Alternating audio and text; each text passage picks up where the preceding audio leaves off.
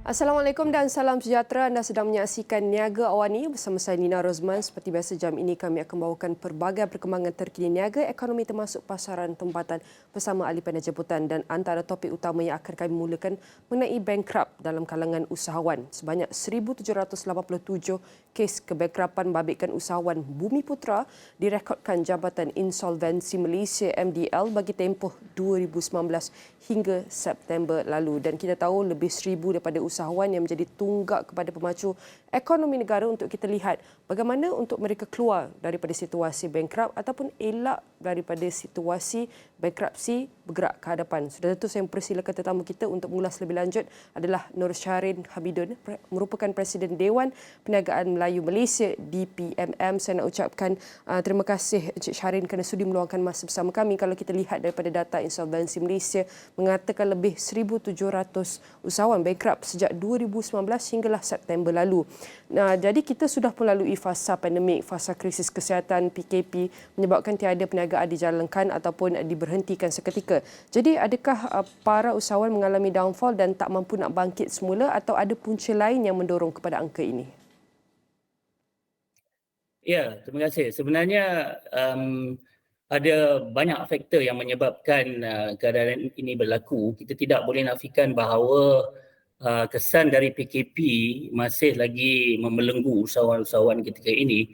Walau bagaimanapun kita juga dapati bahawa usahawan-usahawan mereka kurang pengetahuan tentang pengurusan kewangan, dan ini juga merupakan salah satu faktor yang menyebabkan mereka tidak mempunyai kepandaian untuk menguruskan aliran tunai, dan ini sedikit sebanyak mempengaruhi cara mereka berniaga dan menyebabkan mereka tidak dapat membayar pinjaman yang mereka pinjam daripada pihak bank.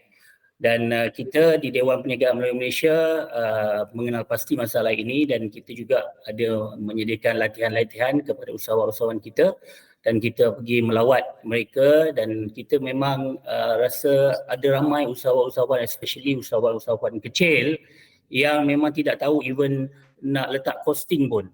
Ini adalah satu basic knowledge yang perlu ada kepada usahawan-usahawan untuk meletakkan harga pun.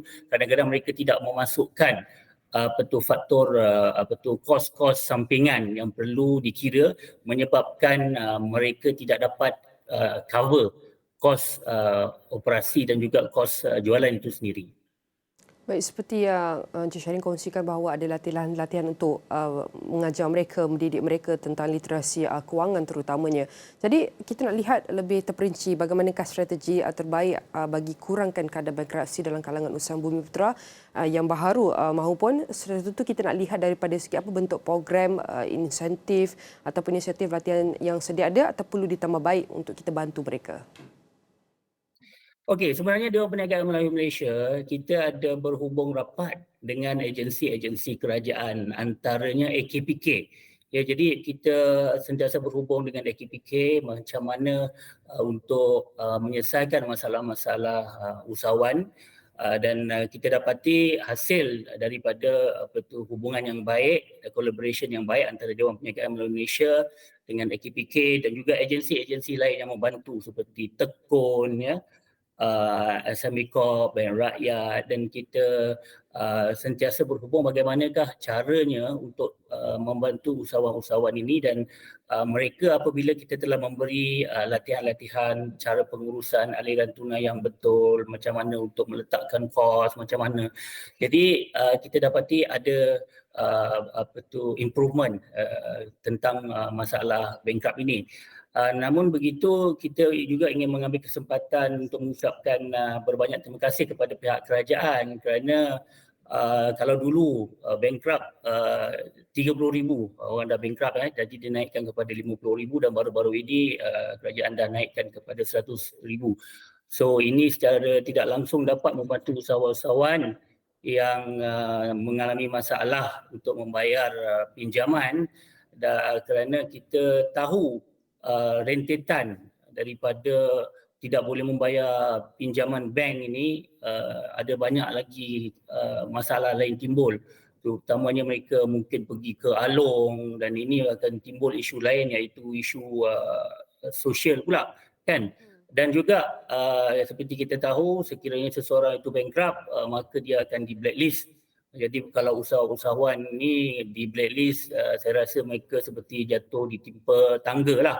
Maksudnya mereka baru nak berniaga dengan tak ada ilmu pengetahuan tentang pengurusan kewangan, lepas tu kena blacklist, and then nanti lepas selama 3 hingga 5 tahun mereka mengalami masalah untuk mendapat pinjaman. Dan saya juga mengucapkan, di PMM mengucapkan terima kasih jugalah kepada Perdana Menteri kerana di dalam belanjawan hari itu ada menyatakan bahawa kerajaan sedia membantu melihat golongan-golongan belia, dan saya yakin termasuk juga usahawan-usahawan muda yang mempunyai hutang pinjaman di bawah 200,000, mereka akan memberi sedikit kelonggaran. Dan macam saya kata tadi, peluang perlu diberikan kepada usahawan-usahawan yang telah bankrupt ini ataupun yang hampir bankrupt, kerana mereka secara tidak langsung, usahawan-usahawan sebagai contoh, kalau ada usahawan yang ada 5 orang bekerja, secara tidak langsung pekerja-pekerja ni juga mempunyai keluarga ya. Jadi rentetan tu dia punya efek bukan setakat kepada usahawan yang bankrupt, tetapi juga kepada pekerja-pekerja juga dan kepada keluarga-keluarga mereka lah. Jadi kita memang memandang serius tentang perkara ini. Baik, bergerak ke hadapan, sudah tentu kita berharap strategi perniagaan mampan termasuk aspek ilmu pengurusan kewangan, termasuk adaptasi teknologi dalam perniagaan. Kita berharap mereka dapat keluar daripada bankrupt ataupun elak daripada bankrupt. Bergerak ke hadapan sudah tentu dalam apa jua cabaran, dan saya nak ucapkan terima kasih kepada Nur Shahrin Hamidon, merupakan Presiden Dewan Perniagaan Melayu Malaysia DPMM, dan semua ini akan kami rangkumkan dalam astrawani.com dan semua platform digital Astro Awani.